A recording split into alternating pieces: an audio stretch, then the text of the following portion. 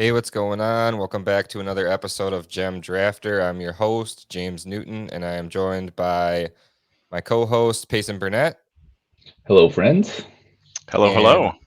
Jake, aka Super Packers. Pleasure to be here. Yes, a pleasure to be here. And I want to start off by talking about some headlines in the NFL, a little bit more juicy than last week. First one that I'm going to bring up is Jerry Jeudy being arrested, which was really cool to see because I think I own him in probably 8 or 9 out of 10 leagues, and may or may have not traded him for Tua straight up in a or traded away Tua straight up in a 2 QB league. But anyway, Thank I'm you. Thank rambling. you. Thank you. Yeah. With Payson. Anyway, I'm rambling. So Jerry Jeudy was arrested on charges of criminal tampering with a domestic violence enhancer, which I think it's kind of a way for them to, like in the state of Colorado, the DV enhancer thing is kind of a way for them to get a hold of somebody that they think is a threat, to become physical. So what allegedly happened was they locked his child's formula, or he did. He locked his child's formula and his mother's wallet in his car because she would not give him his phone back. Um, we really have no idea what actually happened and all the context around it. But to end my rambling here, Payson, what's your take on this Jerry Jeudy incident? Feels like a good lawyer. You're nothing's going to come from that.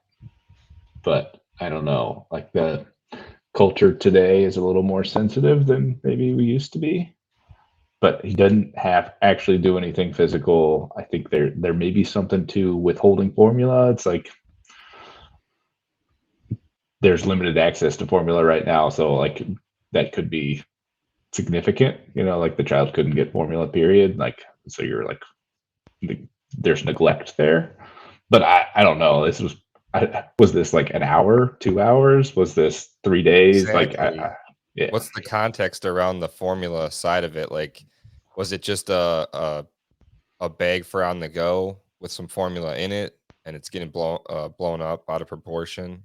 Jake, how are yeah, you feeling about the whole I, situation? I think it's just a flag that we have to be a little bit cautious because a lot of these players that we're using for fantasy purposes, a lot of the riskier ones that have those type of domestic problems, sometimes if you're a little cautious, you should avoid them.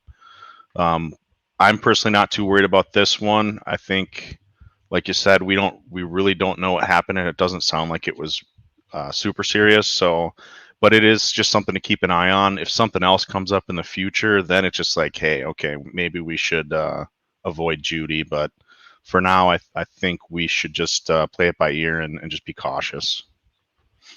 I think, uh, you know, a- at least for me, without a doubt, you could say it was stupid for him to be in such a standoff for just a phone when he's got that kind of money. Like just walk away, cancel the phone line, something else.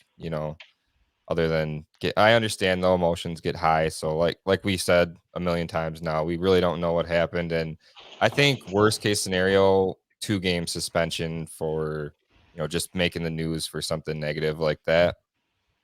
yeah. That's probably Um, worst case, and I would doubt anything happens. yeah, and like I just wanted to mention, not naming this person, but I have a friend who actually went through a similar situation where him and his wife were fighting, and she was actually attacking him. And all he did, which was not good, by the way, was he grabbed her shoulders and said, "Stop hitting me." And then she freaked out and called the cops on him, and he went to jail that night. So, oh, I forgot to mention this. There was a report last night that the accuser of Jerry Jeudy wanted to withdraw the charge and not pursue it after the fact when things cooled off. And that's what happened to my friend as well. Like his wife called the police station back and said, it was just a misunderstanding. I don't want anything to come of this. And they still came and arrested him and charged him. And my friend didn't really have a good lawyer, I don't think. So he has that on his record. So we'll see what happens with Jerry Jeudy. I was a little scared at first, but when the details started coming out, Yeah. I felt a little bit better. So I was just scared for you, James, with all the with the yeah, all-in trust me. Judy mentality. I was like, oh no, poor Newts. It was not feeling good there for a while, but I mean, I think there was a trade that speaking of trades, there was a trade that happened in Heroes and Villains, right? 14-team Yep. Superflex, staggered PPR. I feel like TJ stole Jerry Judy because Tacos got that was worried. Miles Sanders for Jerry Judy, straight up. So free Jerry Judy. Yeah, Basically, yeah, I was gonna say. Yeah. So like he basically on a panic trade, he got a 5th, 6th round startup pick, if nothing comes of this, for 12th round startup 11, pick. 12. Yeah. So yeah, I mean, I back. got Tyreek for a 2nd and a 3rd on a panic trade. I think in Newts McBoots League actually from Jay Brenning when everything was going down with Tyreek. That was a huge risk though. I think that was a lot more risk, and that's why he was going for a 2nd, 3rd. Yeah, that was actually kind of common at the time, and I don't think like you would have been crazy to pay a 1st at that time. Yeah. So yeah, hopefully just for fantasy production wise, nothing comes of this, and for the family too. Like hopefully it was nothing major and they can get in counseling and figure it out. Yeah, there's something to like a domestic dispute. Like the original idea of domestic disputes was it was domestic and it was like maintained in the family, and then it can be resolved. And it turned towards people hurting each other and stuff. It got to a much more negative place than just arguments. So I would to let the Jerry Judy thing figure itself out now. And I want to move on to the Bryan Edwards news. Being traded to the Falcons for it was Bryan Edwards and a 7th for a 5th round pick. So wasn't that similar value to the Amari Cooper trade? It probably is. I don't know the actual money details though for how much Amari is getting paid by the Cowboys still. Right. The contract that the Browns took on from Amari was a significant amount of money. Edwards is on his rookie contract, so it's not the same to me, but it's interesting, that's for sure. Yeah. I think about that a lot because like 5th round picks go for really good players frequently in the NFL. Doesn't really make sense. It's like I would be stockpiling all these 5th round picks and then trading them for players when I'm ready to compete. Thinking about the dynasty team. It's like if you could trade the 3rds for Amari Cooper. Well, out of Bryan Edwards, we know Drake London and Pitts are going to be 2 of the most important players on that offense, and between Zacchaeus and Auden Tate and Bryan Edwards, one of those 3 guys is going to be the third guy. So I don't think it's a given or a guarantee that any of one of those 3 is a good bet right now or has a step forward. But if you could get all 3 of those guys, if you have the room on your bench, like I've started collecting some of those Falcons wide receivers just to see if I get lucky. But one of them gets some targets.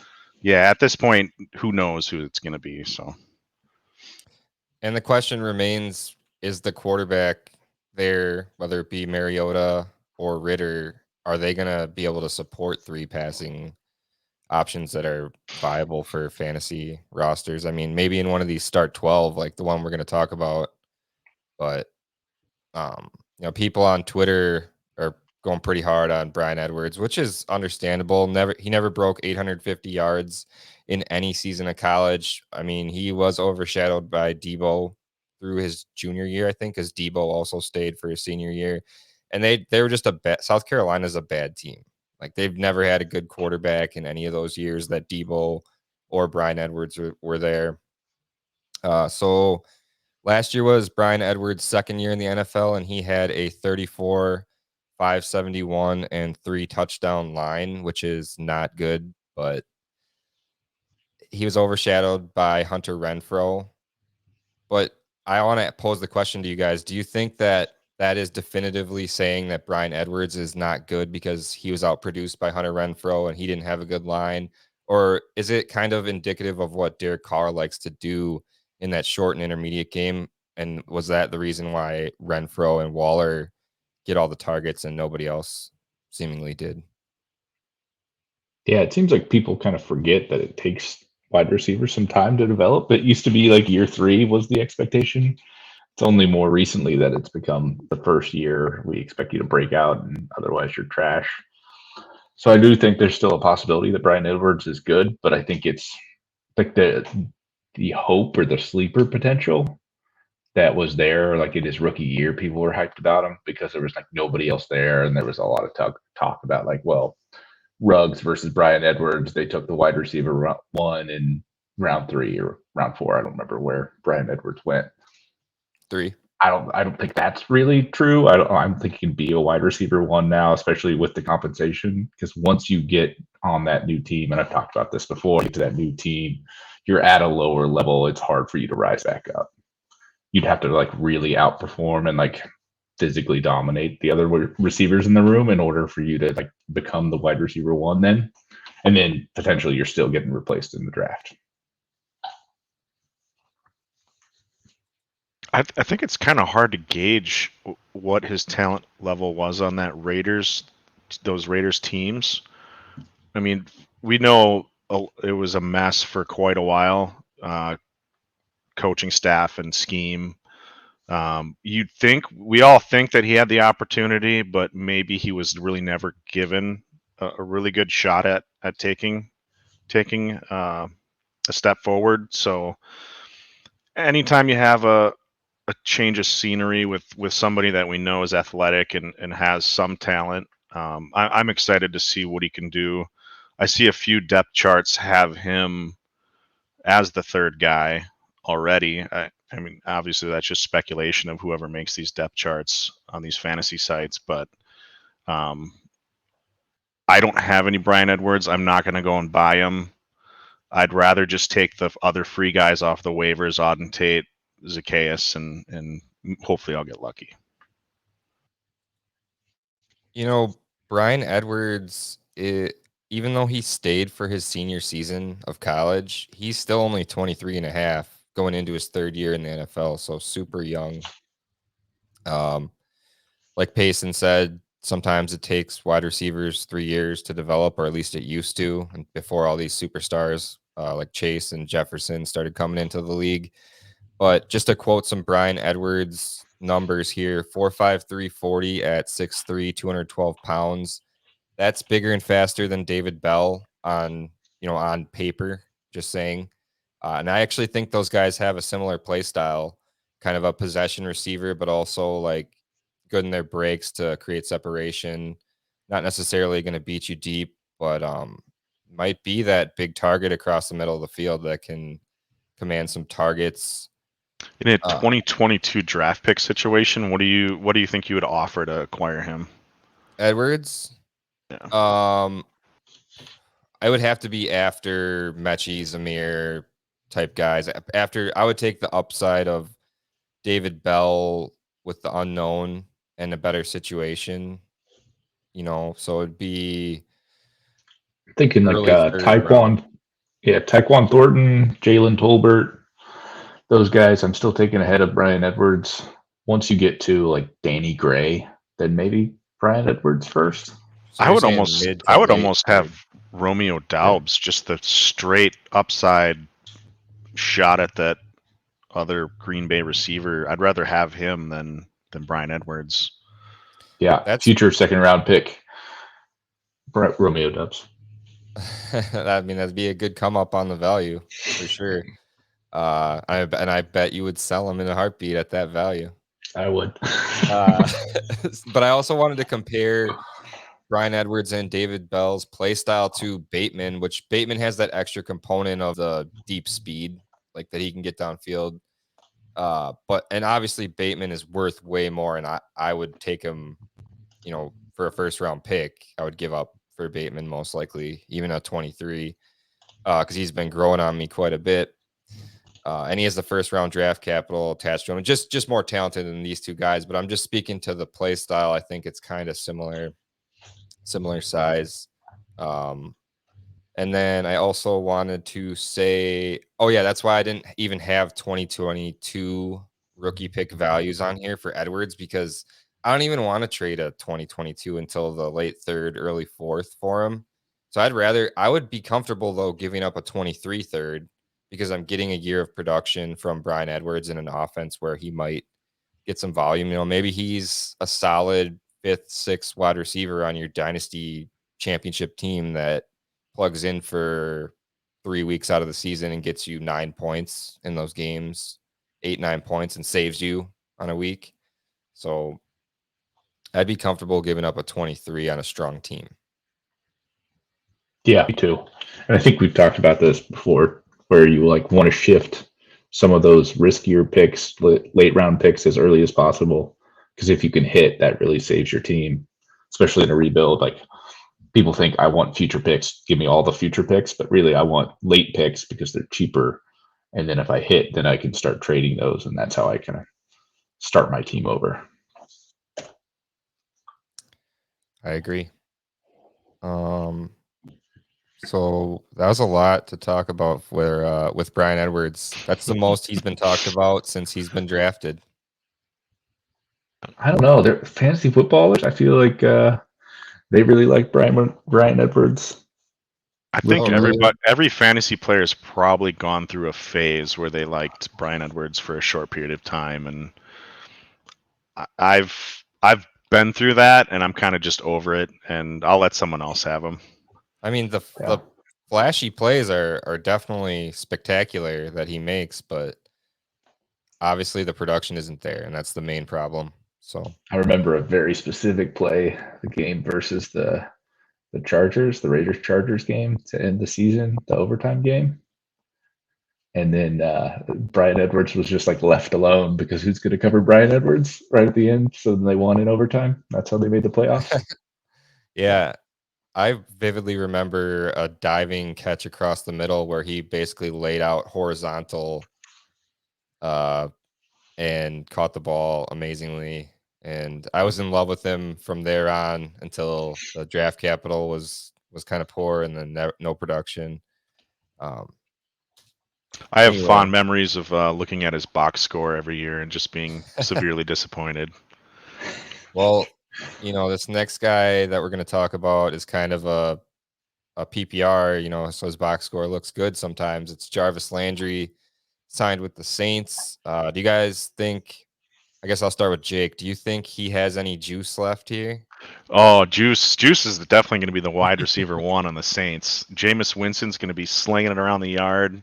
Jarvis Landry's going to have 1,200 yards and 7 touchdowns. So Olave, RIP. Sorry, Olave can be the yards? 1,200? Okay, maybe like 1,100. Okay, I'll temper my expectations. I put the over at like 850. I've always been a Jarvis, and I'm pretty excited for him. So where do the Saints wide receivers rank now? For Dynasty or the team? Jarvis is the overall Dynasty wide receiver one, for sure. Oh, well, there we go. So I guess we got Jake's opinion. And then what about Nitz? Jake sounded like that silly video Payson posted yesterday. Brees Hall, Jalen Weidemeier's tight end one. Yeah. So I think like this is really bad news for Michael Thomas, and I'm wondering if he gets traded and/or cut. Yeah, because I think they're kind of the same player at this point in their career. Good at the short stuff. The only thing I'm disappointed about is I was really low key hoping the Packers would pick up Jarvis, because out of all the free agent wide receivers that are still available, I think he has the most left in the tank, so to speak. You're looking at Odell Beckham recovering from an injury. You're looking at a few other older wide receivers that are in their 30s, questionable. Julio Jones, what does he have left? So I was hoping if the Packers are going to spend any money to get a free agent wide receiver, it's going to be somebody that's worth the money. So I think Jarvis may be able to be a little bit more versatile than Thomas, which probably goes to your point, Payson, that they are so similar, but also Jarvis might be able to do a little bit more on the outside. So maybe they move on. He can run something besides a slant. Yeah. So what do you think his yardage total is going to be there, Payson, if it's not 1,100? Like 850. Oh, Maybe he man. gets the 7 TDs. I could see. Yeah. He's kind of a gamer. Likes the end zone. Likes to bully a little bit. I could see that, but more like 850 yards, 70 receptions, something like that. Which, I mean, that's still useful, but I don't know if it's helping your team all that much. The thing that interests me is actually where he didn't land, kind of like you brought up, Jake. So Christian Watson and Alan Lazard, I think them not getting Jarvis as competition, I think that helps them. Another landing spot would be like Darnell Mooney. I think Darnell Mooney and Cole Kmet kind of move up a little bit because that's another shoe that's not coming to their targets, coming after their targets. Jarvis has topped 1,000 yards. Well, he's topped 1,100 yards 3 times. The most recent being in 2019, but the other 2 were early in his career with the Dolphins. Well, that's a nice number. Out of 2019 seasons, looks like what year is it? Is it 2022 now? Yeah. 2022, 2021, 2020, 2019. 2019 we didn't even have COVID. That's how long ago that was. Well, I mean, he was the PPR wide receiver 8 in 2015, and then wide receiver 14, 6, 18, 12. So that's a pretty good stretch. 2020 and 2021 on the Browns, though that team was terrible. I can see him being a top 24 wide receiver as far as production. So I'm pretty optimistic. Very optimistic. Jarvis Landry is only like 100 days older than Michael Thomas. It's not even 30 yet. I thought he was like 31 off the top of my head. But and if Michael Thomas is moved on from, I mean, we're arguing. Yeah, Michael Thomas is dead to me ever since he attacked my beloved Devontae Parker on social media. So if Winston's going to throw the ball 550, 600 times, Jarvis and if Michael Thomas is gone, I'm saying Jarvis and Olave are going to eat, and so is Kamara or whoever the pass catching running back is there if Kamara gets suspended for an amount of time. And what a good teammate to have. Olave can hang out with Jarvis, and some of the positive characteristics that Jarvis has can kind of rub off on Olave, and you can learn from him. And so your guy Olave and my guy Jarvis, they can be best friends, man. I would love it. Winston career high attempts 626 his last year in Tampa Bay.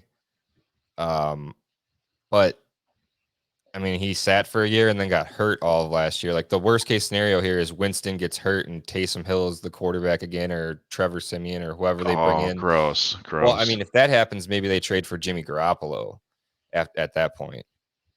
But if Winston gets hurt, I'm gonna write the Saints a letter and say, please set Jarvis free. Oh, if Baker came to the Saints and joined Jarvis again? Oh no! He who must not be named. Yeah, sorry. Had to do it. Barkley.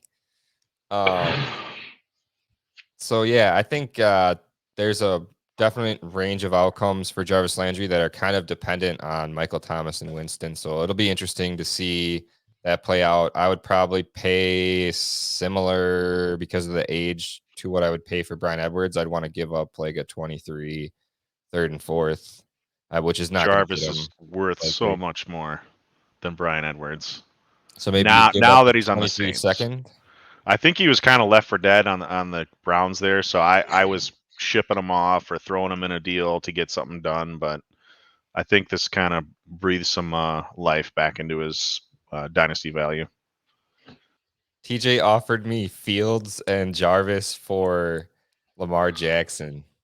Oh, Ooh. Oh. I left it up all night. And then I messaged him this morning. I said I left that up all night just to tease you a little bit. So let's move on to the big boy Burks, Treylon Burks. Apparently, I didn't really read this actual report, so Jake and Payson know more about it than me, but apparently he was struggling with the heat. Yeah. Correct. It was mid 80s in Tennessee. They're practicing. Kind of got fatigued a little bit early on, so doesn't surprise me too much just because these guys are not in peak football shape conditioning yet, and that's pretty hot to be running around and doing some heavy exercising. But there's, anything right now is newsworthy when it comes to these wide receivers because they were just in the spotlight during the draft. Kind of similar to when Chase was fresh on the Bengals and he wasn't able to catch passes and was talking about how the college football was easier to catch than the NFL one. And so who knows if, I think it's just new, like kind of tabloid type fantasy news right now. And I don't think we should worry about it too much. Yeah, the cycle for Burks has been kind of interesting because he was like the clear 101 3 or 4 months ago over the running backs, over even the quarterbacks when we still thought the quarterbacks might be good. And then he dropped to like 107 ish once the combine happened. And it wasn't like he was this elite athlete like the AJ Brown or DK Metcalf type athlete. So he fell back down and now he's back to like 101, 102. It's like, well, he's exactly AJ Brown. It's like, well, he's not quite AJ Brown. Like AJ Brown was a physical freak in his own right, had really good production, like had to play with DK Metcalf, who was also proven to be good. So, and had terrible quarterback play himself. So, like, that's not even a great excuse either. So, I think I think everybody liked him until someone whispered, he's kind of just like N'Keal Harry. And then everyone was like, oh, no, get me far away from that guy. But yeah, I think that, and that's real. Like the route technician, that's kind of popular in this year's draft. And there's only two. Yeah, yeah. And so then there's only two players that aren't really that. It's Drake London, who's really young, and Treylon Burks. And so then it's those two became the top two wide receivers for a lot of people because they're like dreaming of this theoretical upside. And it feels like there's a lot of risk with Burks, and this report kind of highlights some of that risk. I kind of feel like Burks the way I felt about DK Metcalf. Like, okay, he's huge. He's extremely athletic. He can run really fast in a straight line and run a 9 route and catch the ball. And we don't know what else he can do. And that kind of had some people fall off of Metcalf, and he just fell just a little bit further in some startups. So it might be a good opportunity to, if Burks does, like people are letting him fall, taking some other guys first. I think because of that reason, you can get him at a really good value. And if he turns into DK Metcalf, that's instant cash money. I love it. People are down on Metcalf right now, though, with the quarterback change and like understandable. Yeah, understandable. So if Tannehill doesn't do well this year, there's no way Burks is. And to compare him to DK Metcalf, you mean 0.2 of a second slower DK Metcalf? But Tannehill, you look at the list of quarterbacks and you start going down all the unknown quarterbacks with questionable ability, and then you start comparing Tannehill to all those guys, and Tannehill starts to look pretty safe. Not as exciting, but at least he's competent. He can take care of the ball, and he's fairly accurate. I think his last game he had like 5 interceptions, but yeah, he can totally take care of the ball. I have to look that up now. I'm gonna be wrong, but I am curious myself too. My screen, whatever. But I do think there's also some risk that like, that Malik Willis comes in earlier. Like the Titans aren't good, and then like Malik Willis, I think, proven bad passer.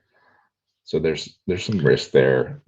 I don't think Willis sees the field unless Tannehill's hurt, personally, but I don't know. Yeah, if they're like probably.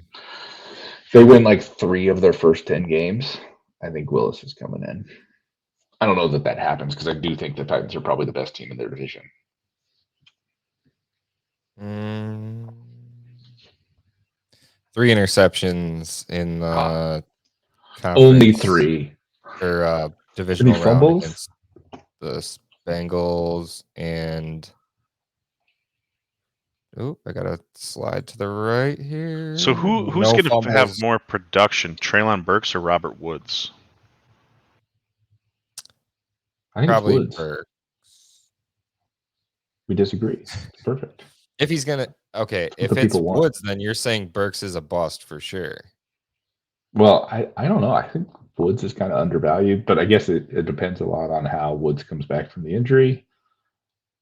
I mean, that was pretty early. Like, was How that many preseason times? or was it? How many week 1? times do they throw the ball? Because they're going to hand it off to King Henry. You know, how many times a game? How much opportunity is there actually for Burks and Woods? So Yeah, I think this is the one benefit you have is the Titans don't really use the tight end that much.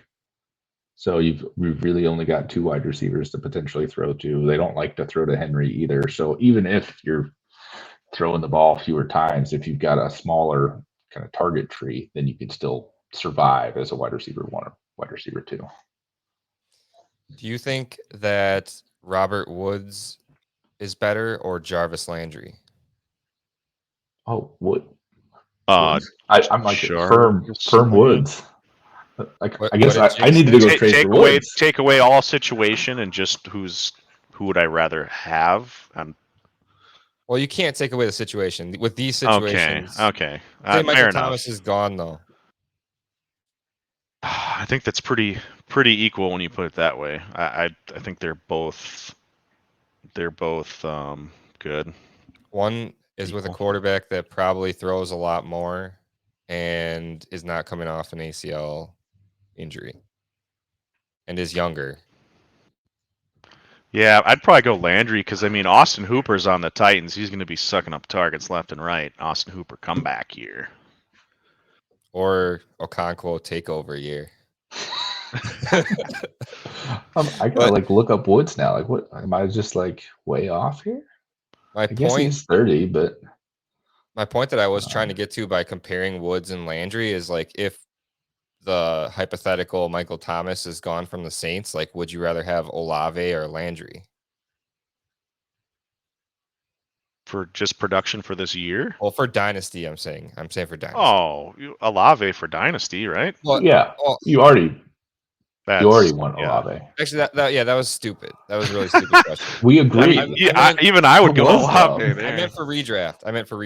Okay, Yeah. okay. Would you rather have Olave or Jarvis? I'd go Jarvis. Because Olave in a redraft is going to go way higher anyways, just because of the hype. You're going to be able to get Jarvis for free, at a value. So that's a really good point. So then, is it Burks or Woods in redraft? probably Burks, right? How does that make any sense? I don't know. As Olave. Hopefully it's not too hot outside, and Burks is okay, throughout the season.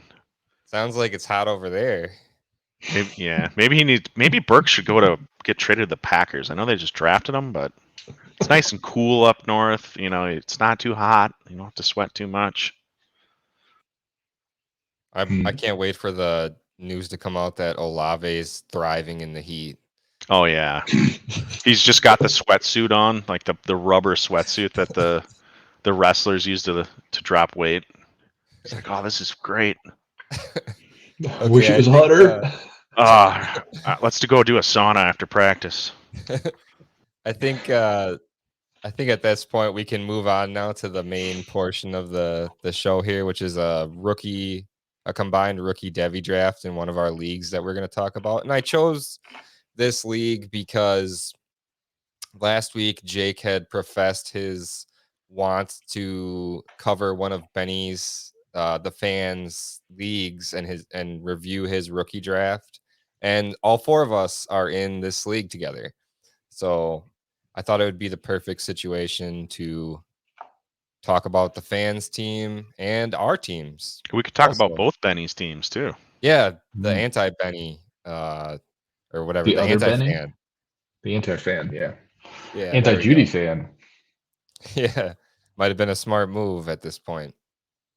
To lay out the settings of this league, it's the title of the league is Noob Gaming, and I wanted all the team names to be gaming related.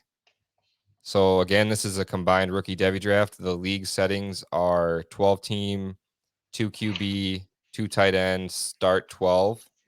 Staggered PPR, I believe. I can't remember exactly. I should have looked it up what the tight end premium is, but I believe there's a tight end. Or is this the one that we did no tight end premium? And it's just full PPR across the board? I believe so, yeah. Pretty sure that's the case. So Yep. it's a 5-round combined rookie and Devy draft. And we're going to go through most, when you talk about, this isn't even a mock draft. This is a real draft that happened. But when people do mock draft shows, they usually only do 2 rounds, but I want to go 3 rounds just because there's a lot of relevant players because like I said, this is a Devy league. And for people that might be listening that don't really get into Devy or might not even know what Devy is, that means you can draft college eligible players. And this meant for this draft that all the player pool that was available are 2022 to 2025 NFL draft eligible players. So yeah, in summary, you can get Bijan Robinson in this draft. And there are obscure players that most people don't know about, like Nicholas Singleton and Branson Robinson, that are way far out there in the class of 25, but they look like animals on the field. So all that context to the league.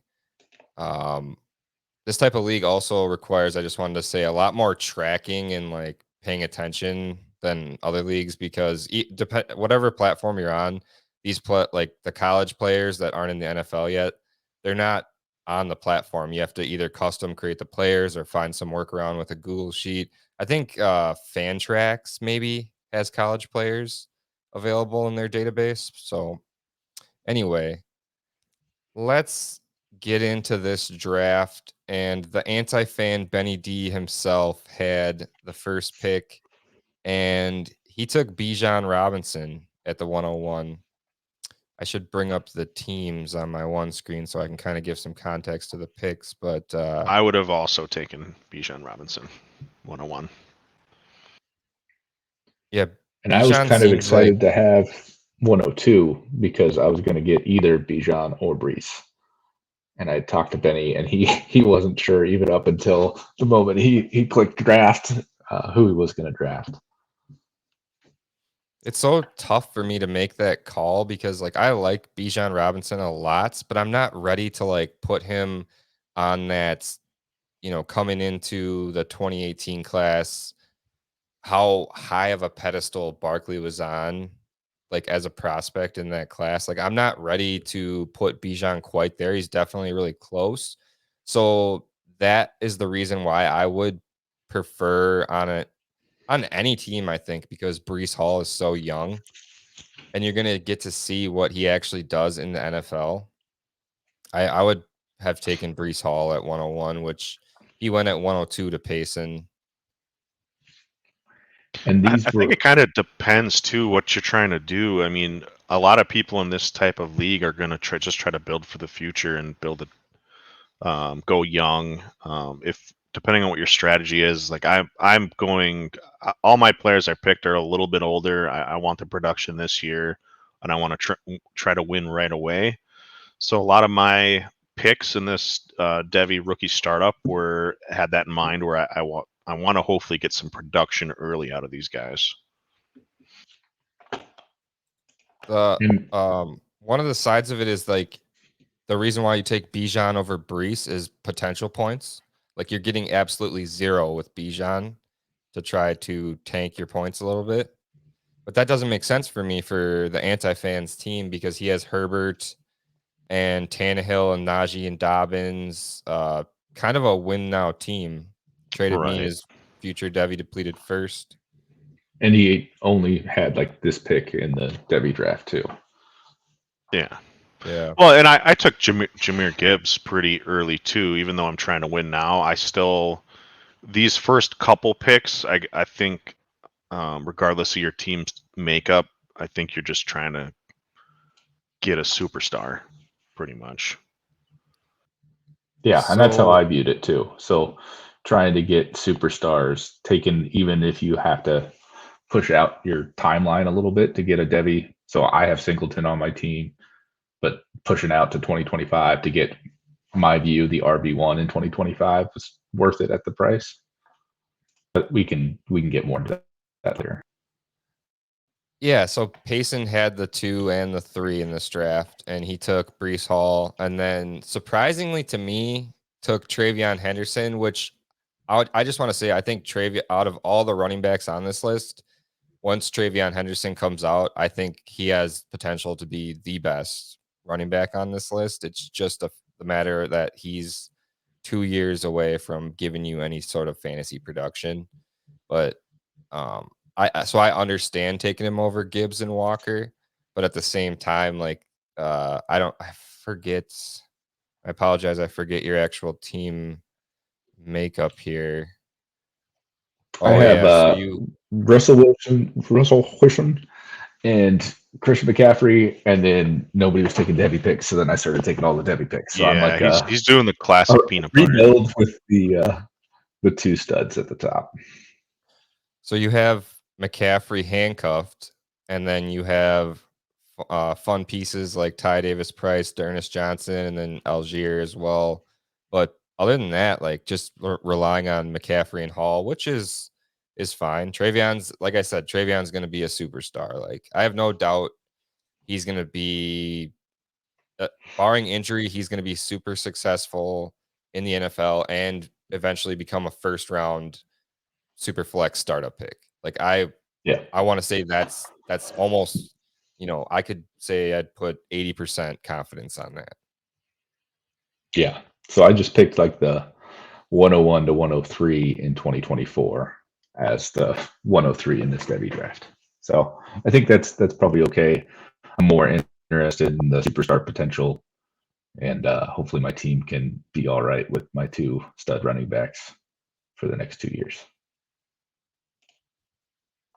So then at 4 was Jake's first pick, and he took Gibbs right there over everyone that hasn't been mentioned so far. I took Newt's guy. Letty list 20. Jahmyr Gibbs, that was your guy, right? Right, Newts? He's still my guy. Okay. I was hoping to get him there at 6. Right. Good pick. I have him over Henderson, but I can see why Payson wanted to go Henderson. And I think in this setup, in this kind of rookie Devy draft, I think the most value is the superstar young running backs. If you do need to use them or trade them, that's what I'd rather have as a strength on my team. So even though I am trying to go win now, I've got some older players. I want to be set up to have running back as a strength going forward in the years to come. So felt pretty safe with that pick. Yeah, I think that if he pans out, your roster is gonna look really good at the running back position with Zeke and Kareem Hunt's kind of hitting that age apex for a running back. So it was a good play for sure. And then we move on to the 105 pick now, which is the fans' first pick. I need a drop for the fan. The fan. And he took Matt Schaub, 40 Yeah, years old, so out of I don't know Virginia. I don't know what podcast he's listening to now. Must not be. No, I'm just kidding. So he took a Devy pick, and the placeholder was Matt Schaub. He took Bryce Young at pick 5. Not my cup of tea this early. I know a lot of people are really high on Bryce Young. I know it's super flex, or it's 2 QB actually. So I kind of get it, but I'm just worried about the size with Bryce Young. I'm kind of worried about quarterbacks in general when it comes to Devy. I don't play too much Devy. I don't have a lot of exposure to it, But what I have read, that's people that do know what they're talking about, is that it's hard to predict quarterbacks in particular when it comes to Devy. Kind of like a lot of the last really good QBs that come out in the each year. Some of them come out of nowhere. They just have one really spectacular year and then they go to the NFL. So, but Bryce Young is going to be, I think, kind of transcendent above that. He's just so good that I think the fan did well in this type of start 2 QB setup. It's kind of smart to take a shot at one of these QBs at some point. So fan did okay. I'm okay with it. And so I was actually thinking about Bryce Young as my 104 pick instead of Travion Henderson. And then I actually was diversifying a little bit, thinking about my other Devy leagues because I have Bryce Young in my other one. And so wanted to get somebody else in this one just because it is so hard to kind of predict quarterbacks. But I think you do have to take your shots because you're not going to get that many opportunities. And I am still very concerned about the lack of depth of good quarterbacks in the NFL. So I think Bryce Young goes 101 next year. He immediately slots into like the middle of the second round in startups. And so like that makes this a great pick, even if Bryce Young ultimately doesn't work out. Yeah, and I'm just going to keep hammering home that it is a 2 QB league. So he did take a couple shots because he has Hurts, who he got lucky. This startup draft was well before any of the A.J. Brown stuff. And his only other starting NFL quarterback is Mariota. And so then he actually got, I guess we'll get to it, but I'll just spoil it. Spoiler alert. He got Ritter and picked up Caleb Williams, the top QB in the 24 class for a lot of people. So he's kind of, playing the years down the road with the QB. And then he's super young everywhere else on his team, too. He has Taylor and Swift, Deontay, who's not old. I think he's only 25. J-Mo, Burks, Jelani. His tight end room's kind of weak, but he's going young except for Cooper and Connor. So I get the pick. I get the next pick too. Kind of a play on words there. So I was up next at 106, and my team is super young / I also have a few like Barkley and pretty much just Barkley for like, and Barkley's not old, but like that. I got Judy and Watson are probably my other older players that aren't even old. So my team's kind of like middle of the road, though. I just felt like the 23 pick guys that I wanted did not fall to me. So I just wanted to take the best 2022 player, which I took Kenneth Walker at the 106. It's my stake in the ground that I think Kenneth Walker is going to eventually be worth 2 firsts at minimum. Highly touted dynasty running back. That's my projection for him. I think that's pretty aggressive. He's already worth 2 firsts because he went 2 in a lot of drafts. Yeah, he's worth 222 first. I don't think he's worth 2 random firsts. But I totally get the pick. That makes a lot of sense. And easily the second best running back in 22 and the pretty big gap from everybody else. I think I would have taken probably JSN if I was going a position player, or the guy that I took, CJ Stroud. But I was kind of already set, so I was glad you didn't take CJ Stroud. Yeah, we've talked extensively about the 2022 guys, so we don't really need to get into what we think of Kenny Walker. Like, people know if they've listened to previous episodes. Jake, how did you feel though about me taking Walker over Stroud and JSN and Drake London? I think CJ Stroud and Bryce Young are the only 2 quarterbacks I really felt solid about. A lot of the other ones that are highly ranked are coming out in 2024, so that's a lot of time for them to be able to screw it up and or get better. or get better. I mean, I guess I'm a little more of a pessimist when it comes to Devy quarterbacks. I like the Kenny Walker pick. I think it's safe. You're going to be able to use him. He could hit really hard, and you can keep him for the production, or you can trade him for an insane amount of value. So I think it was a pretty solid pick.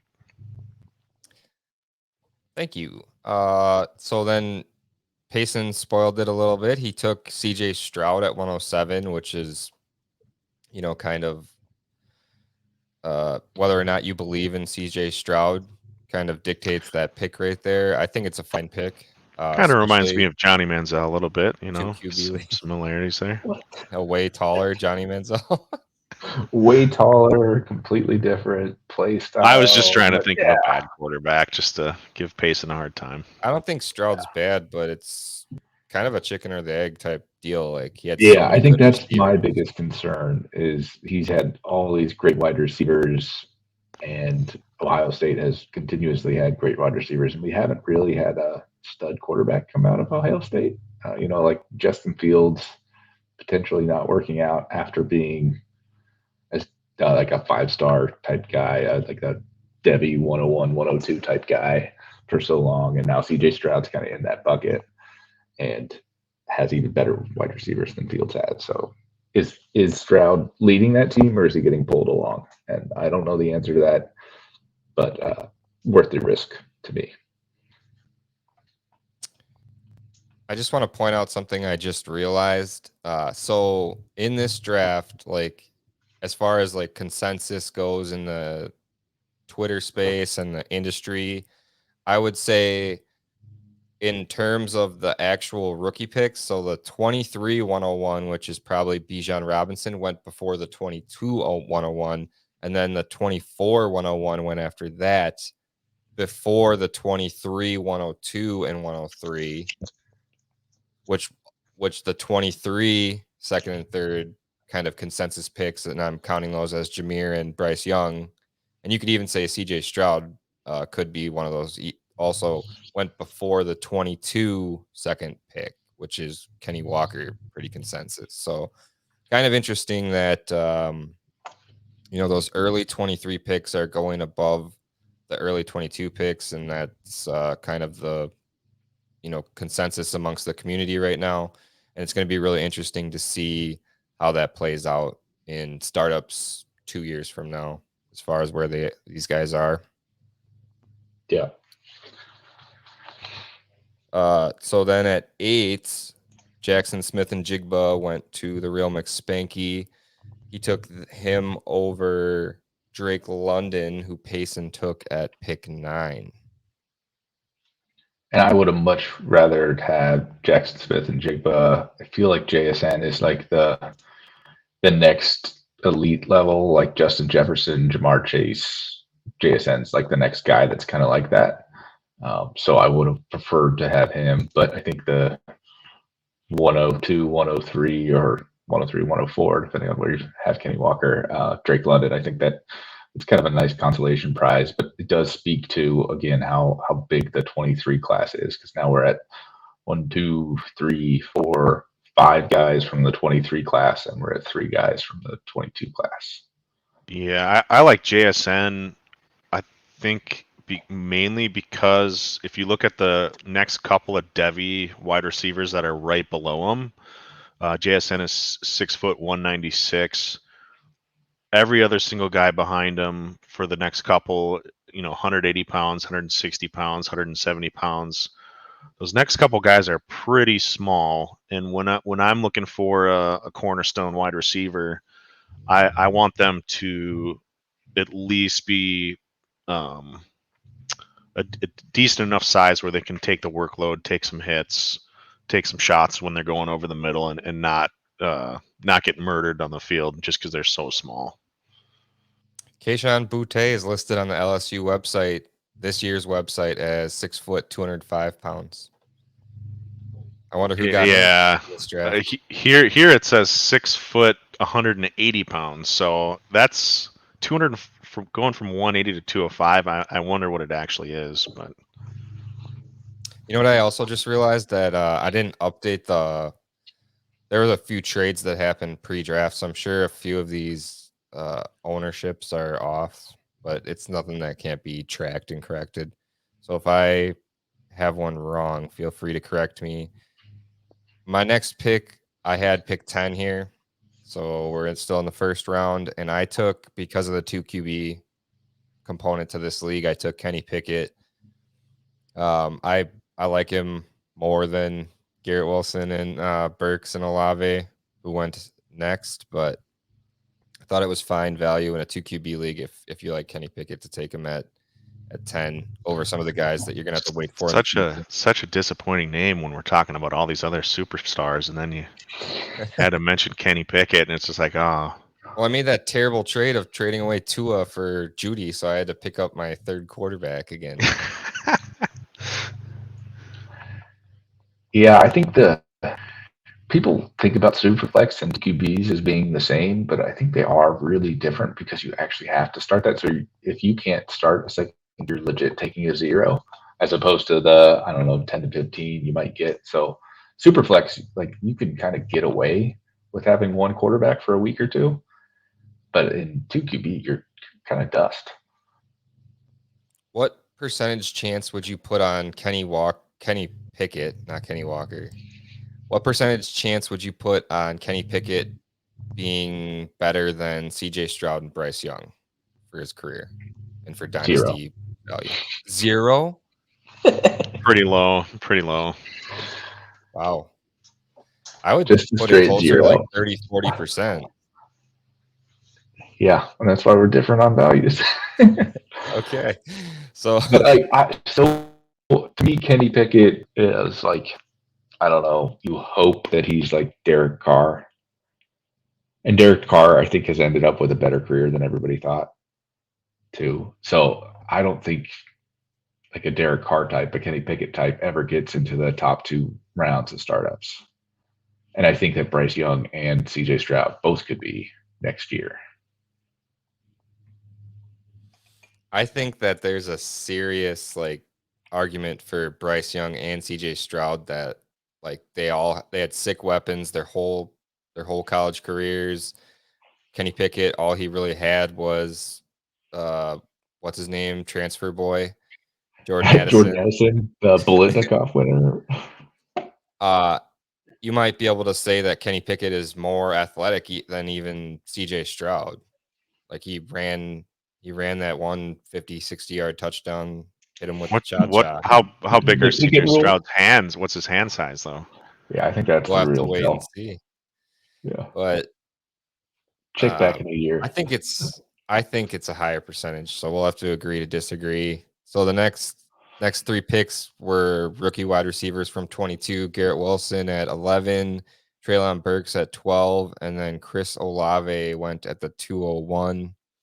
There's a fan pick in there. Treylon Burks. You can toss at the in 12.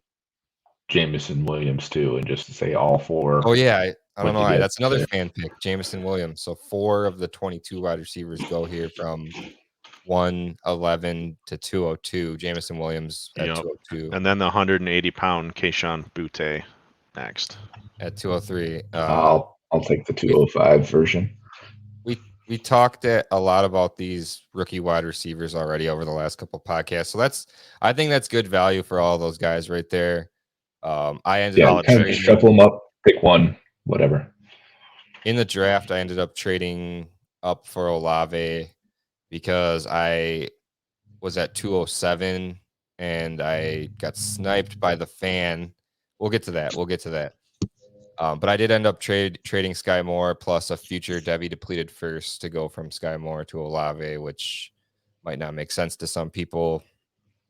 But I just feel like the Sky Moore argument is like the same as CEH. Like, did you really love Sky Moore? Did you watch Sky Moore highlight videos though?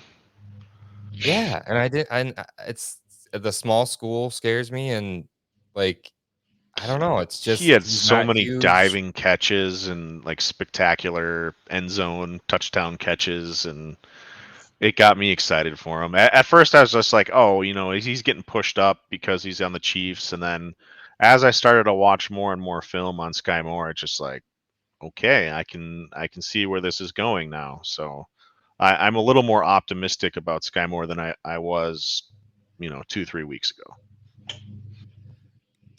Yeah, I think Sky Moore with a different name. If his name was like Brent, like it wouldn't happen. Yeah, like this wouldn't be going on. What if his name was like TJ Moore? TJ Moore? oh yeah, Yeah. that wouldn't be as good. That wouldn't be as good. I think that would be way better than Sky. Sky's like a girl's name. No, Sky's like I'm going to the moon. As I'm Like, drinking out of a pink mug. What about Tank Bigsby? That's a pretty strong name. Yeah, that is a very definitely strong name. I love that name. My draft Uh, player just But to keep on track of the draft, so there were 2 fan picks there. Traylon Burks and Jamison Williams got good value for those guys. Like we all have our questions about Burks.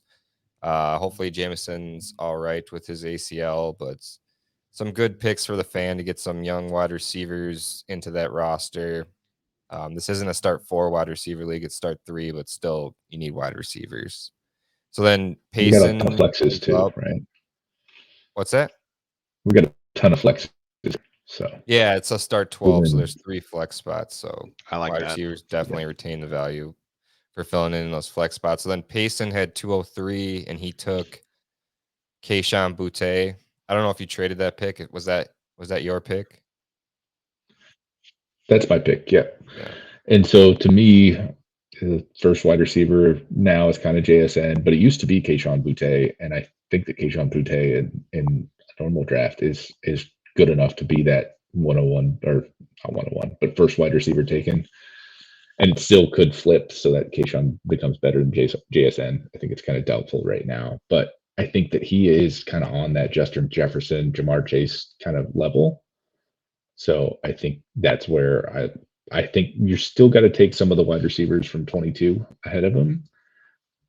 But I do think he is bigger. I know there might be some doubt about how big he actually is, but I think he's on that level, and that's why I took him there. I was pretty excited. He kind of fell to me there. Yeah, it's good value for sure because of the doubts, and I'm sure the doubts will continue because who's their starting quarterback now? The guy from Arizona State transferred there, I think, Jaden Daniels. So it's questionable at best, and whereas JSN has a rock solid situation, and they got other wide receivers to fill in Olave and Wilson leaving. So we'll see what happens with Boutte, but I can almost assure you that he will be below. I'm sure there could be some good dynasty names you could name your team with Boutte on your team. Oh yeah, a little fun with that. The fan was just littered with picks in this draft. He was up again at 204, and that's where he took Caleb Williams, which I thought was a solid play in a 2 QB league. Yep. High upside pick. Very high upside. Like, how many 6'3" quarterbacks do you see running for 70-yard touchdowns? I know it's the Big 12, but the kid seems like a tall Lamar Jackson. USC quarterback, so he's going to be Sammy Darnold, right? Well, he transferred there. Yeah, I think that's the biggest thing to me. So he's is going to be like Baker Mayfield. Is there some sort of lack of comfort now going to USC versus OU? Like same coach, but it still feels a little weird to be transferring. But I guess everybody's a little transfer happy now. Oh yeah. I mean, why would you not go where you can have the most opportunity to make the most money? It's just like the NFL now, which it should be, honestly. Yeah. So, 206 was 205. 205. Yeah, it was. I say C. Dyroff or Cody Roth. I don't know. I don't know which one it is. He'll have to let us know. But he took Zach Evans. I almost said Zach Wilson at the 205, which I thought was a good pick also. Like Zach Evans could be a beast. I mean, he kind of runs similar style-wise to Adrian Peterson. Like he's just an animal that's hard to take down and runs people over while also having the speed to take it to the house. Yeah, that's a Where solid is he pick. now? I don't even. He transferred to Ole right? Miss. Transferred to He's Ole at Miss. Yeah. Okay. So he wants to go prove that he can be an SEC running back to improve his draft capital. And because that room kind of cleared out, Snoop Connor and Ely leaving. Yeah, and then he was at TCU before, right? Is that right? Yep. Yeah, and he did 2 not years. have that good of a career at TCU, right? Go Frogs. So I feel like he was kind of on that bus track from a Devy pick perspective. And so, like, maybe it works out now, but I still think that you got to be a little nervous with Zach Evans.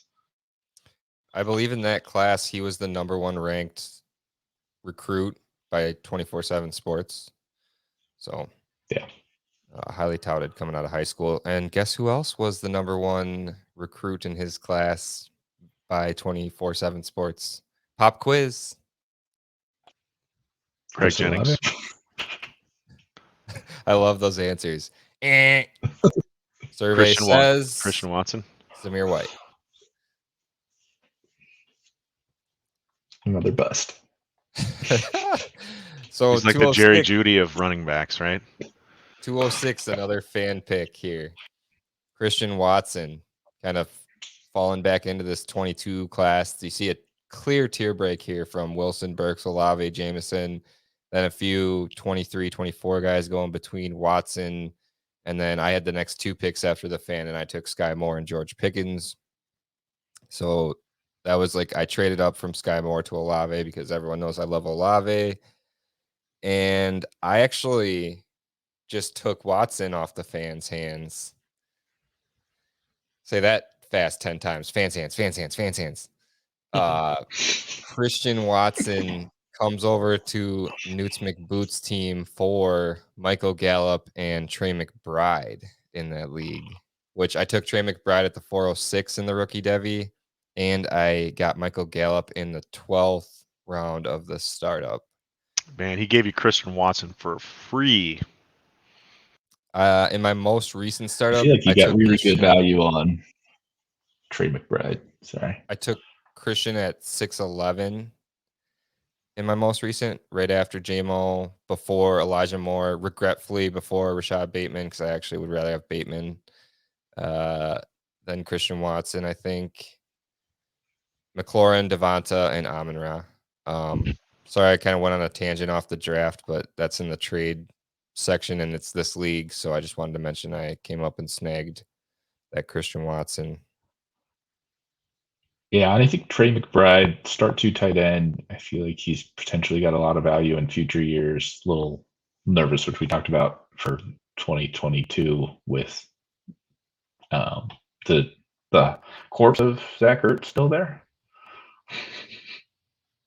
Gallup could come back solid, and McBride, you know, they're both risky. Watson is sexier with opportunity, so that's why I'm getting him right now. But McBride could very well in a 2 tight end league develop and become a more valuable asset than Watson. It's definitely risky on both sides, but obviously I like the Watson side right now.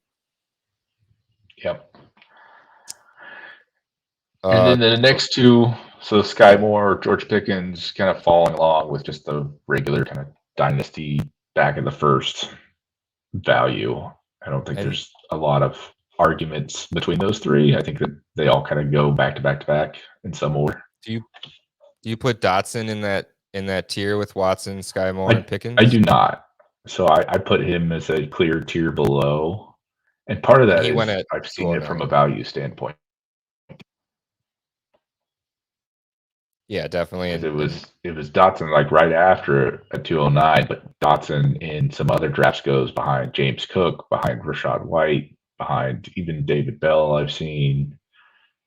So there's a gap there. He was kind of the worst of the first round picks.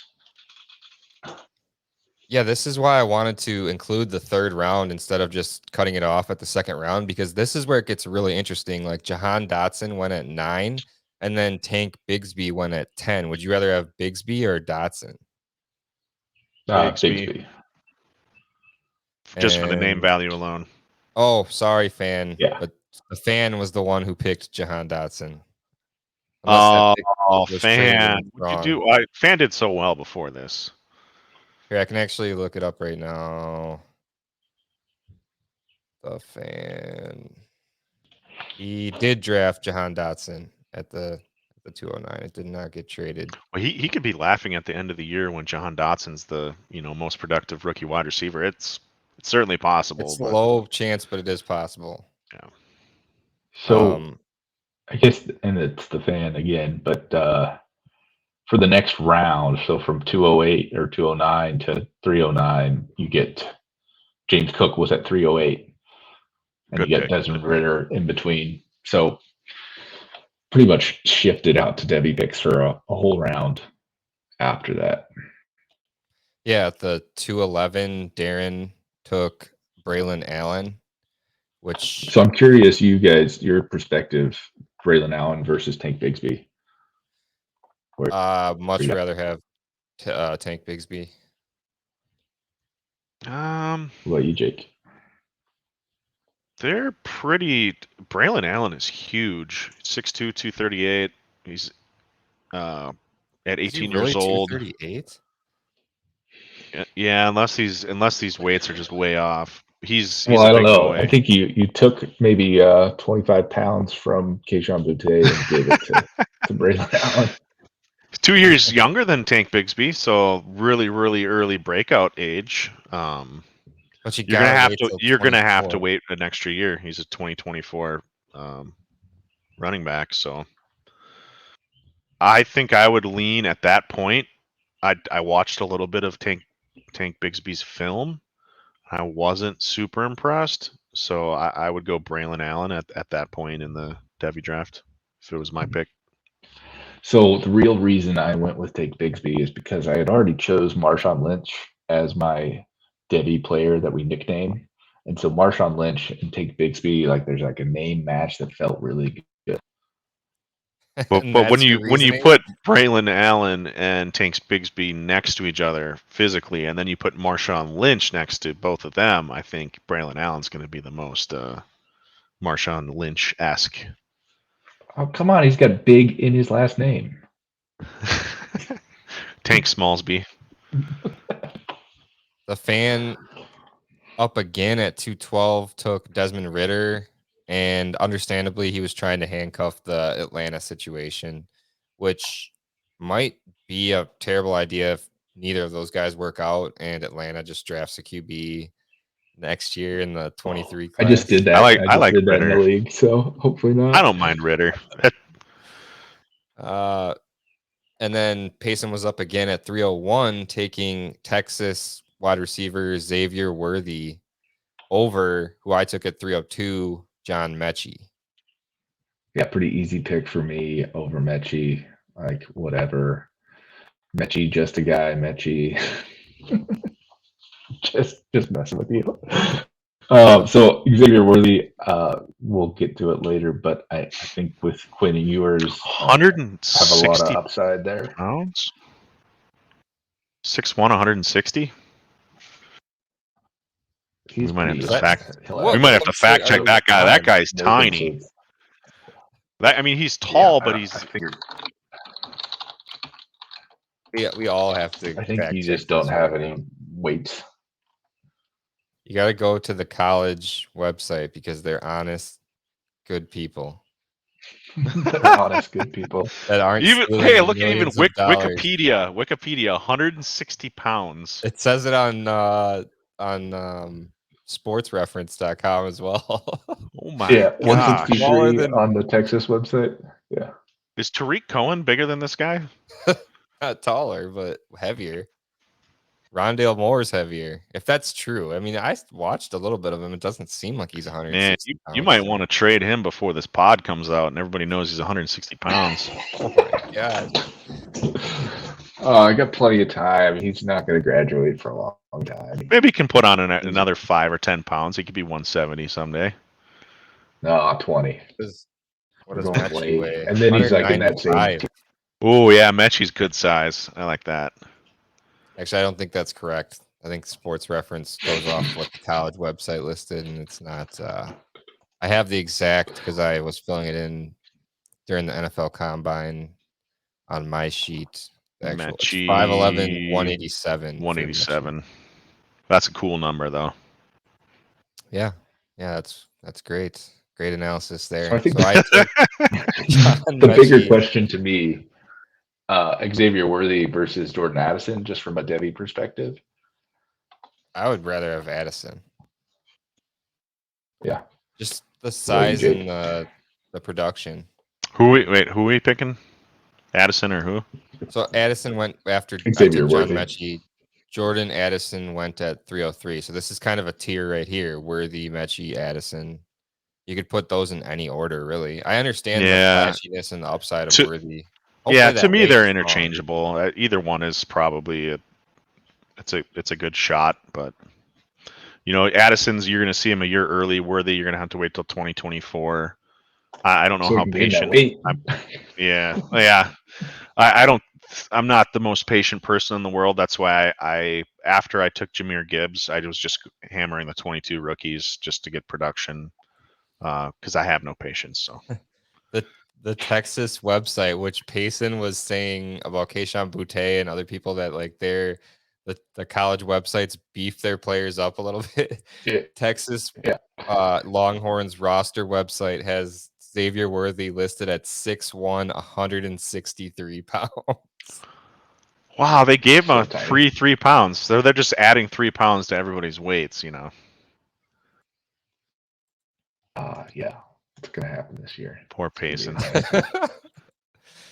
Prayers I'm like are going impressed that up he's out that of small. Payson's head right now. How big is the Slim Reaper? Oh, he's similar to that. Oh, Slim Reaper's There you way go. bigger. Nice Yeah. counter there. Nice counter, Payson.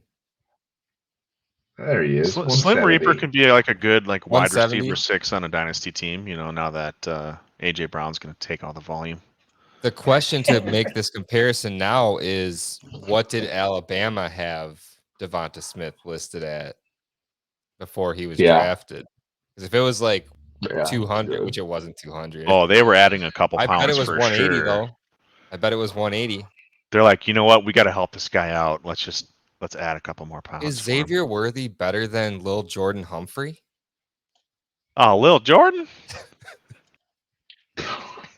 Where are we going with this? All right, tangent. We're moving on. Yeah, so we're back to the draft here. We're at the 304. Is Lil Jordan really little? No, he's actually really tall and big. Oh, he's okay. Slow, and unrefined. Xavier Worthy, John Mechie, Jordan Addison, 3-pack. And then at 304, another fan pick, Devy pick, Michael Mayer, the Notre Dame tight end. I thought that was a solid pick for where people are projecting Mayer in the 23 class in a 2 tight end league. Pretty solid pick with what's left. I don't know how I feel about this next guy, Quentin Johnson, that Darren picked at the 305. I thought that was a reach, personally.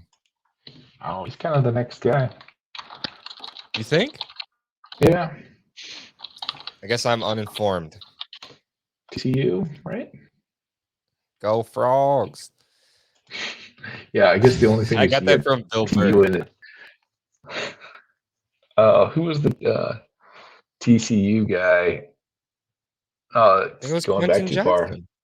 Did he No, transfer though? That is, but before Quentin Johnson, there was a TCU guy that went pretty early. Jalen Reagor? The other Dotson? The before Jalen Reagor. So we've got like a 3-pack of potentially bad TCU wide receivers that got drafted high.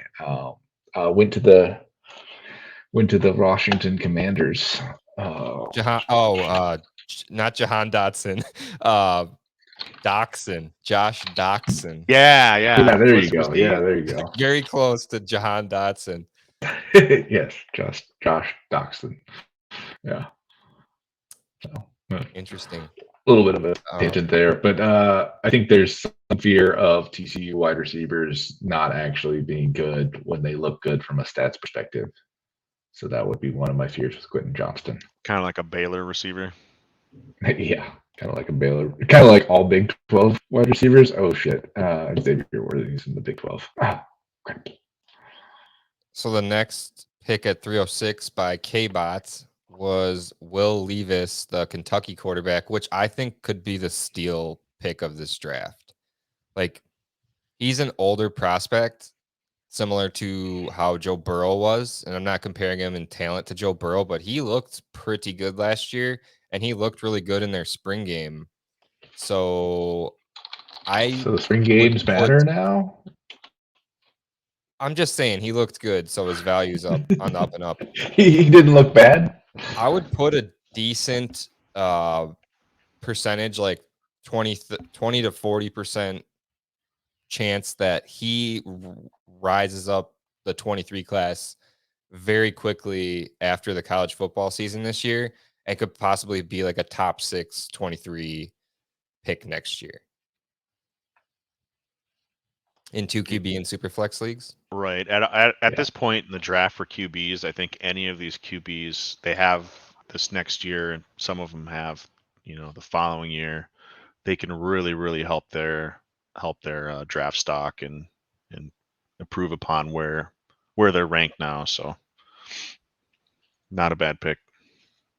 I was actually really annoyed because I wanted to get him with my next pick. I was hoping everyone was off him, but I was way far away, still waiting in the 4th round.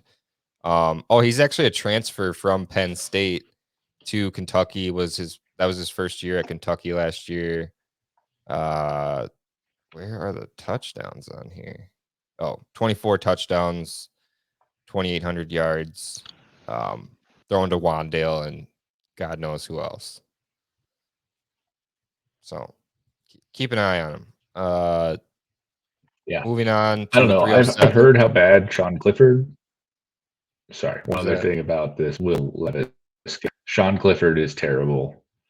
Sean Clifford made Will Levis transfer to Kentucky, so not transferring to a bigger, better school. So I would be a little nervous about he's That's a gone good too take. far. That's a strong concern. Yeah, the Penn State quarterback is terrible. So makes sense. Proceed with a little bit of caution. The next pick at 307 was Darren again taking Brock Bowers. Unless that pick got traded also, but I'm pretty sure it was. No, I think it was him. So a lot of upside with Brock Bowers, but you got to wait till 24. Yeah, and I get a little nervous waiting on tight ends specifically because like Kyle Pitts doesn't come around a lot, and Jalen Weidermeyer was the number one guy in Devy drafts, and then he completely went undrafted this year. So the tight end's a little hard to predict, and even once people get drafted, like I don't know, 50 tight ends get drafted a year. That's way too high. 20 tight ends get drafted a year, and only like 2 or 3 maybe matter. And it's hard to predict which of those matter.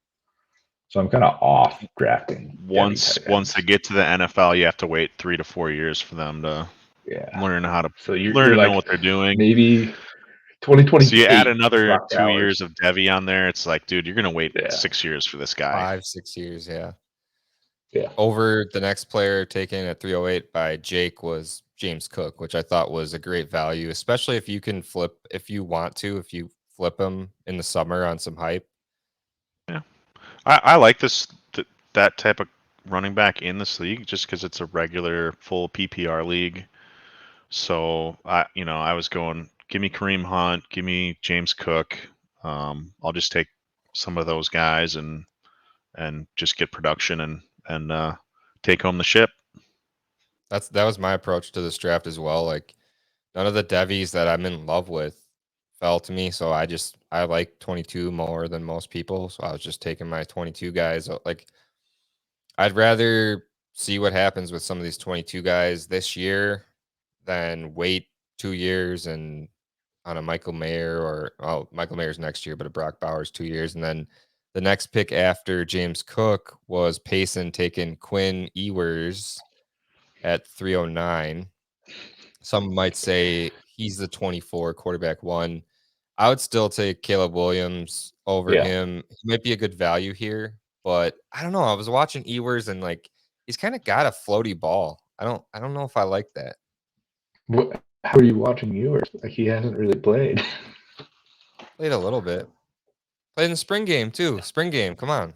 Spring game. Is he even this going to is get that nonsense. job?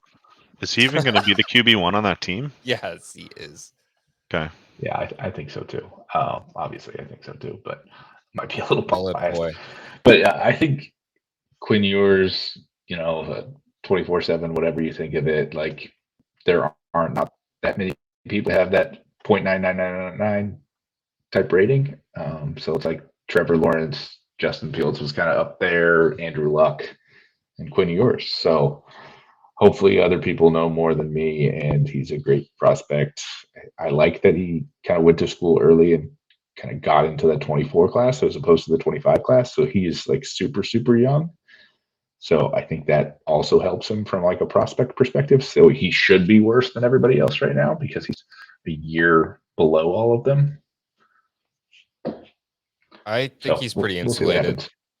I think his value is pretty insulated because there aren't a lot of good quarterbacks right now. Like you can count them on one hand, probably Bryce Young, CJ Stroud, Caleb Williams, Quinn Ewers. Like who else is good in college? Yeah, Will Levis. Who's that guy? I don't Possibly, but you made a strong point about him not being able to. I mean, you could say the same thing about Ewers, except he was behind CJ Stroud. So Yeah. he was at Ohio State originally, right? And then transferred to Yeah, Texas. and I think he kind of just went there for money. So yeah, he took that NIL money and then took that NIL money to come back.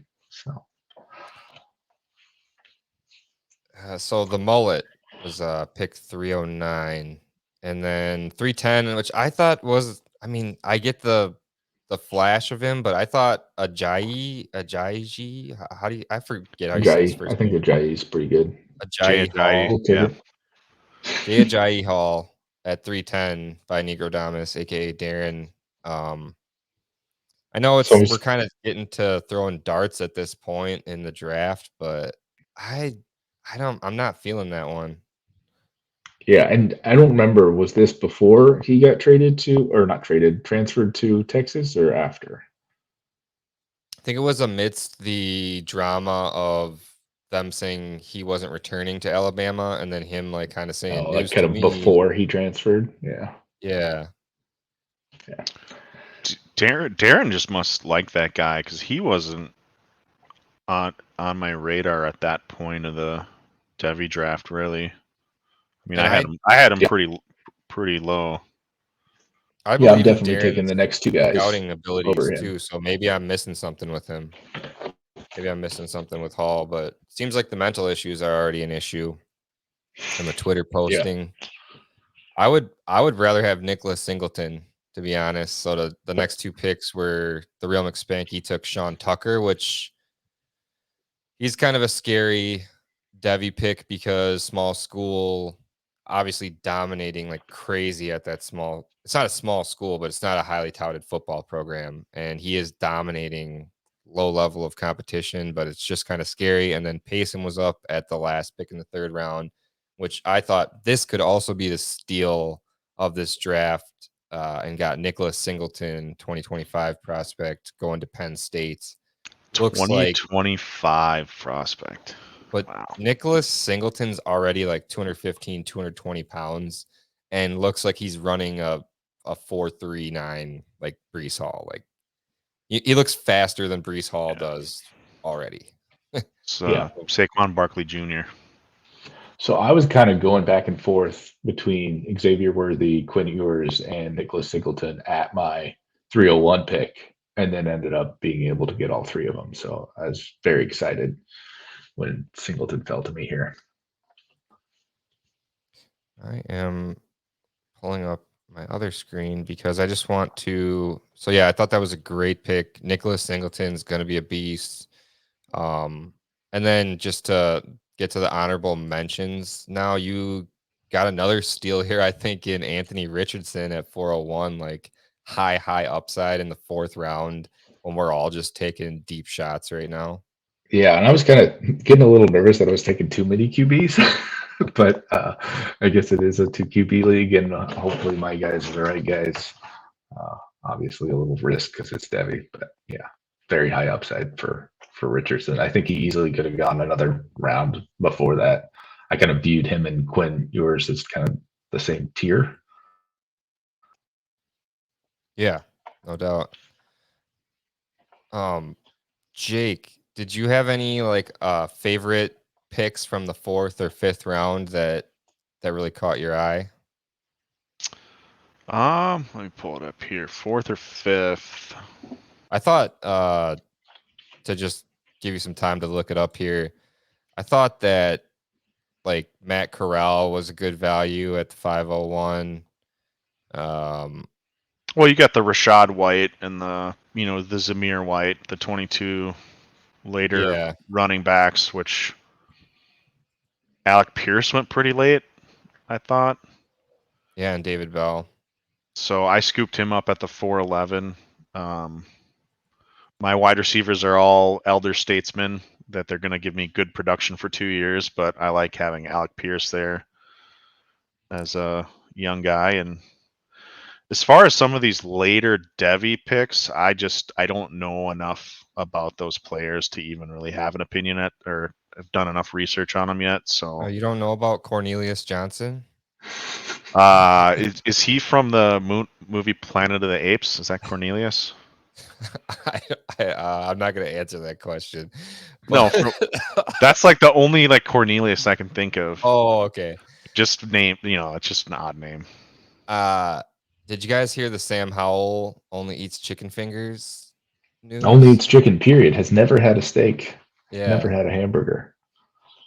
Brings his own chicken fingers to the team. How can you have never had a hamburger or a steak? Yeah, I don't know. How is that even possible? Your name is Sam Howell. So yeah, a lot of darts throughout the rest. Oh, another possible steal here is the Real McSpanky getting Isaiah Spiller at the 511. And just something else interesting about this type of league. So many 3rd, 4th round 2022 guys fell out of the draft that waivers was kind of cool and interesting compared to other leagues the day after the draft. It was very exciting. I wish we had like 2 more rounds, but it was nice to have that bidding war. Yeah, it's in the future you're gonna wish that we didn't have those 2 more rounds because it's gonna get brutal with the depletion of. I don't know. You can always Devy's the hope with a Devy pick is so high that I always love more Devy picks, even if they don't work out because you're taking guys and they could happen. I have you can hit from deep in a Devy draft. I think that since we are going to be going so deep and far out in the future that we're going to have to expand these rosters a little bit from 36 if people are really going to want to roster Devy guys. It just seems like having 4 classes in every draft, things are going to get tight with a 36-man roster.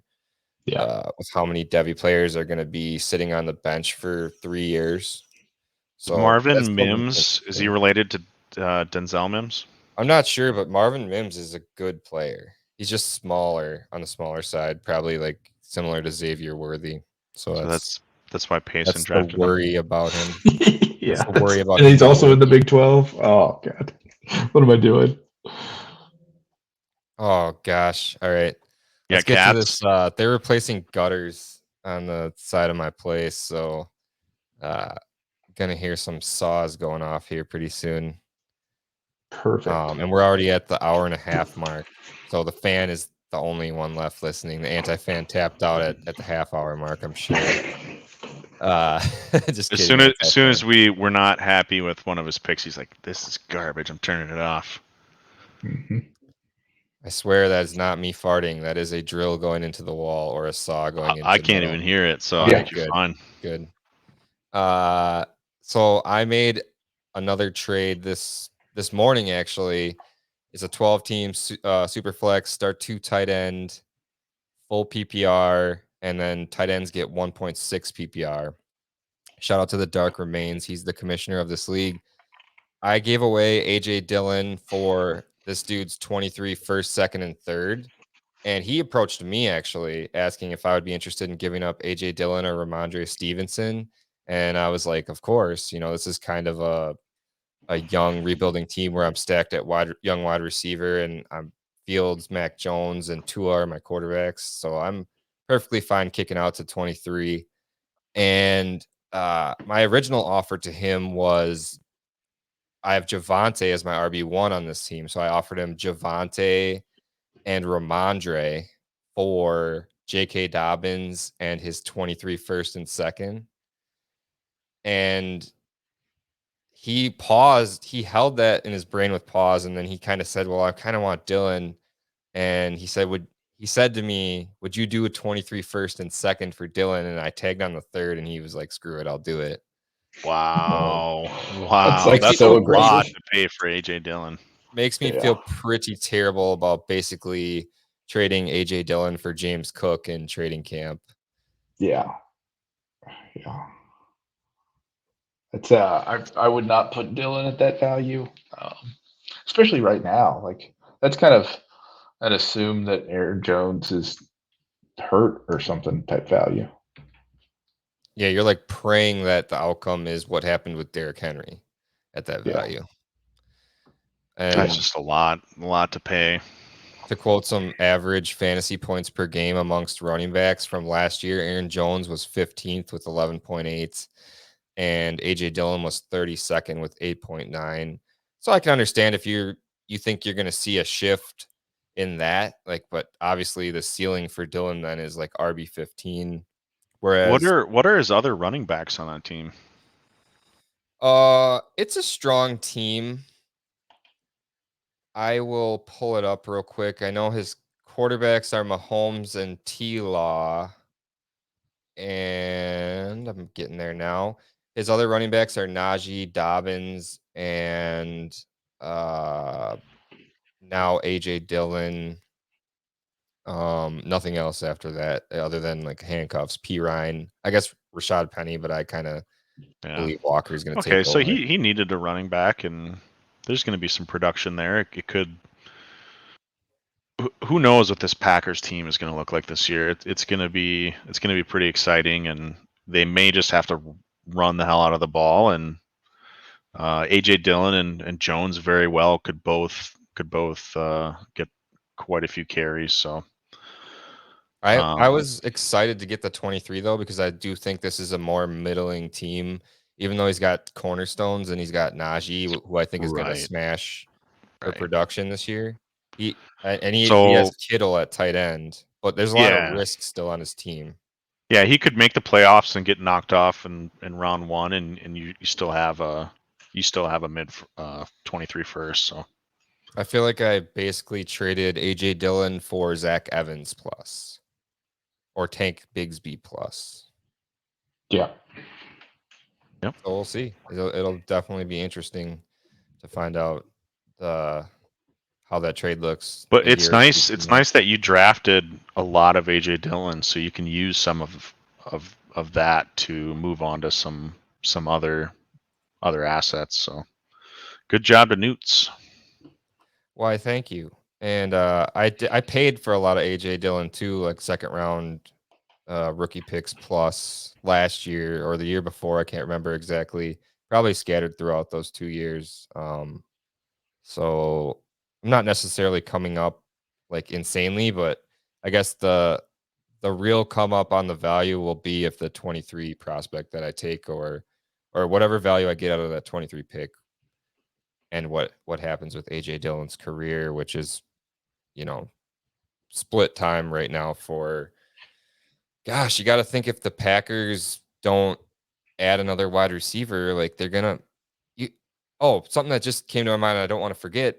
Aaron Rodgers loves Aaron Jones. So like you'd think it would piss Rodgers off big time if they got rid of Aaron Jones.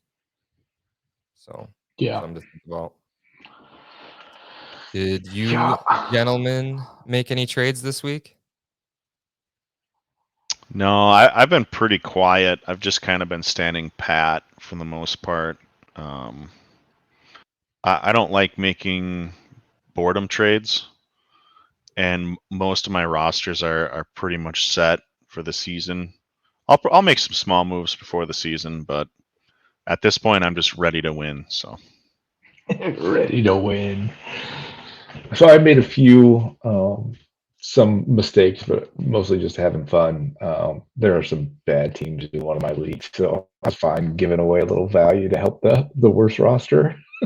But I traded 210 and 211 for Drew Lock, Marcus Mariota, and KJ Hamler.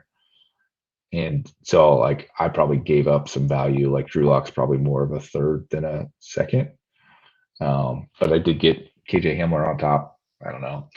That league, I only have Kirk Cousins at QB, so kind of needed some QB value. I ended up being able to draft Ritter, so I've got Ritter and Mariota now to pair with Kirk Cousins, and then Drew Lock kind of has my upside risk, which I would kind of trade Drew Lock at this point now that I have secured at least one QB. I would trade Drew Lock again, probably take a loss and take a third for him or something. But I'm not sure I'm going to get a third for him. I don't mind it. I don't mind it at all. I could definitely see the upside of Mariota or Ritter working out, hopefully. Yeah. I also traded Sam Darnold and Alexander Madison for Jared Goff and a third. I love that because I don't think Sam or I don't think either of those guys are going to do. I mean, Madison is in theory good. I do like the talent, but he's not going to do anything with Cook in front of him. Yeah. And so I traded him to the Cook owner, and I think that's one of those good strategies. So find the owner of the guy that you've got the handcuff for and try and trade him to him. So it's like, oh, well, I can just get this player, and then I have security in the backfield. But I don't even know that Madison's going to be the backup that long because Madison hasn't really been that good. He's got good production when he's had the role, but I don't think he's like actually a good running back. And I could easily see somebody else in that backfield taking over should Cook get injured. I think Madison is solid, but just not a superstar, you know. Well, this is the last year he's under contract, so he's probably going to be playing somewhere else in 2023. Atlanta. So it's probably it's a good time to trade him to the Cook owner. Move on. All right, we're pretty deep into this one, boys. So I think I'm gonna get us out of here at this point. For Cut it out. For myself, James Newton, for Payson Burnett, and Jake, aka Super Packers, we are out of here. See you, boys. Bye.